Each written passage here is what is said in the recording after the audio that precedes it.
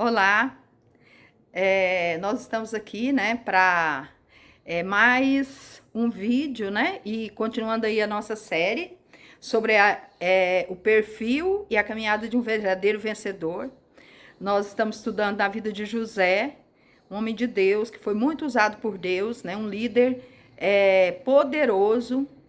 E nós vamos então dar continuidade.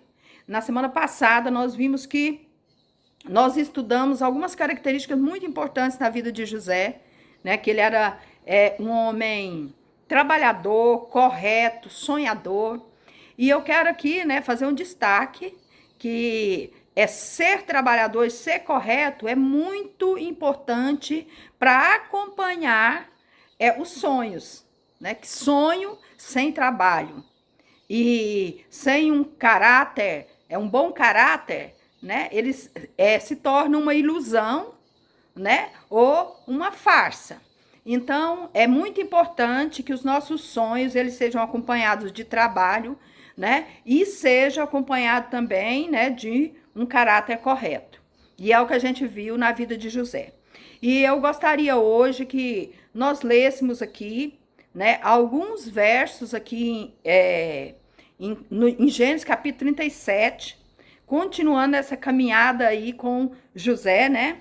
E nós vamos ler aqui os versos 13 e 14 do capítulo 37 de Gênesis. Israel perguntou a José: os seus irmãos não estão apacentando o rebanho em Siquém? Venha, pois, vou mandar você até eles. José respondeu: eis-me aqui. Israel continuou: vá agora e veja se está tudo bem com seus irmãos, com o rebanho, e traga-me notícias. E assim o enviou do vale de Hebrom, e ele foi a Siquém. No verso 18, diz o seguinte: de longe eles o viram, e antes que chegasse, conspiraram contra ele para o matar. Disseram uns aos outros: lá vem o grande sonhador. Venha, pois, agora e vamos matá-lo e jogar o corpo numa dessas cisternas. Diremos que um animal selvagem o devorou. Vejamos em que vão dar os sonhos dele. Mas Rúben, ouvindo isso, livrou das mãos deles e disse: não lhe tiremos a vida. Rúben disse mais: não derramem sangue. Joguem o rapaz naquela cisterna que está no deserto e não lhes façam mal. Rúben disse isto para o livrar deles, a fim de levá-lo de volta ao pai. Mas logo que José chegou a seus irmãos, despiram-no da túnica, a túnica talar de mangas compridas que trazia, e o jogaram na cisterna. A cisterna estava vazia e sem água. Então, nós vimos aqui, né, o evento onde os irmãos de José conspiraram contra ele, né, e procuraram, então, matá-lo. E o que eu quero falar hoje é que na caminhada de um vencedor pode ter muitas adversidades e adversários. Então, como eu já disse anteriormente, né, o fato de estar correto não quer dizer que não vai ter dificuldade ou adversários no meio do caminho. Porque muitas vezes nós achamos que tudo que é de Deus para a nossa vida vai se desenrolar muito facilmente. Mas, ao contrário, muitas vezes as adversidades e os adversários que nós encontramos no caminho são treinamentos, né? Que nos ajudam a amadurecer e nos prepara para tudo aquilo que Deus tem para nós. E o que Deus tinha para José era uma coisa muito grande. Então, ele precisava passar por algumas etapas muito difíceis, que talvez imaginemos nós no lugar de José, né? Se Deus falasse que tinha coisas grandes para nós, mas que nós iríamos enfrentar todas aquelas dificuldades que José enfrentou. Talvez nós já desistíssemos antes. Então, José, ele não sabia o que ele tinha que passar, né? Mas muitas coisas aconteceram no meio do caminho, né? Até que ele pudesse alcançar, então, esse propósito de Deus. E Deus, ele realmente, ele tem um plano de fazer de José um grande líder. Mas, até estar preparado para isso, ele enfrentou muitos obstáculos, muitos obstáculos. E o primeiro obstáculo que ele enfrentou, né, foi os próprios irmãos, né? Foi na própria família. E os seus irmãos, então, planejaram matá-lo. Agora, José não seria morto, porque Deus tinha um propósito para ele. E os irmãos, né? Eles não conseguiriam frustrar esse plano de Deus. E a gente vê aí que houve a interferência de Rubens e tal. E por fim, os irmãos resolveram jogar então José em uma cisterna seca, né? Depois de tirar a túnica dele, ele foi parar então na cisterna.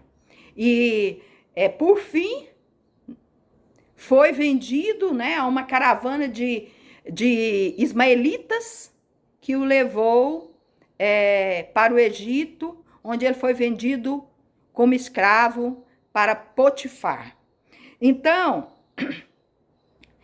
mas assim, embora os irmãos de José não soubessem, né, porque aparentemente os irmãos de José estavam frustrando, né, os sonhos de José, aqueles sonhos que tinham sido dados por Deus para ele.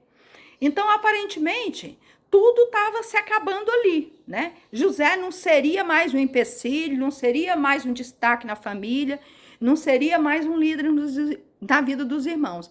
Mas o que estava acontecendo era justamente o contrário. Eles estavam cooperando com o propósito de Deus na vida de José, com aquilo que Deus queria fazer.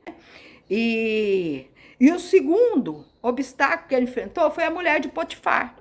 Né? A palavra de Deus diz que Deus abençoava José em tudo que ele fazia, porque ele fazia correto e ele tinha essa presença de Deus na vida dele, né? Então ele era uma pessoa sábia e então Deus, tudo que ele punha a mão, Deus abençoava. E Potifar percebeu isso e colocou ele sobre toda a casa, né? Quer dizer, ele era um administrador de tudo que dizia respeito ali à casa de Potifar. Só que José era um moço bonito, né? Era um moço de boa aparência. E a mulher de Potifar, então, colocou os olhos sobre ele. E parece que para José, né, ceder aos encantos da mulher de Potifar podia ser uma coisa interessante.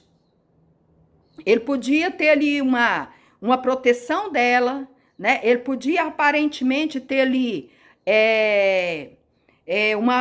um privilégio, mas José, ele, no seu caráter, no seu compromisso com Deus, ele se negou, né, a ser infiel a Deus e ao seu Senhor. Então, o que aquela mulher fez? Aquela mulher o acusou, né, de assédio sexual.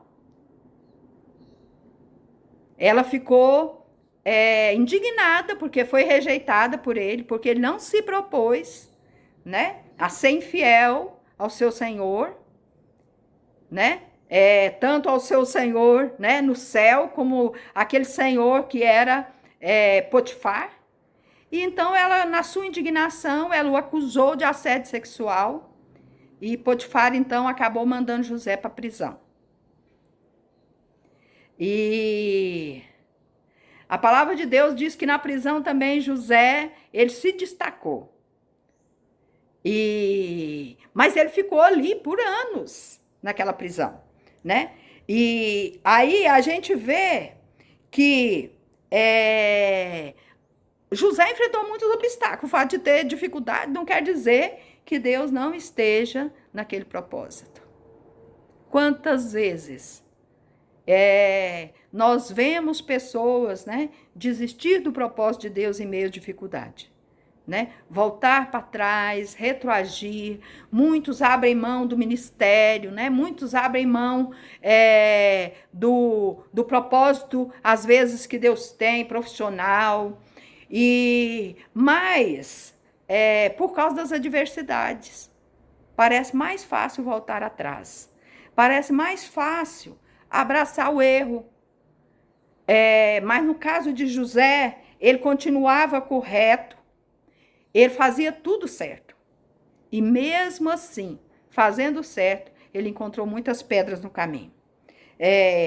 E entre essas pedras, como eu falei, né, ele encontrou o ódio dos irmãos, uma cisterna, uma caravana de ismaelitas, uma vida de escravidão, uma adúltera poderosa e dissimulada e a prisão. Mas o propósito de Deus na vida dele não foi mudado. Nem José mudou o seu coração. Aí eu te pergunto, será que você tem enfrentado dificuldades no meio do caminho? E como é que você tem enfrentado essas dificuldades? Você tem certeza do propósito de Deus na sua vida? Daquilo que Deus tem? Eu tenho como exemplo para minha vida o meu marido, né? O pastor Eduardo Saba.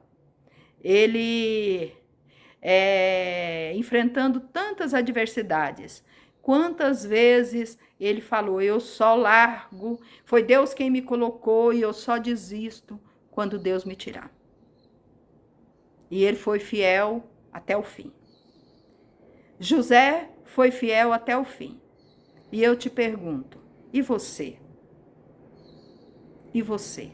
Como é que está você nessa caminhada?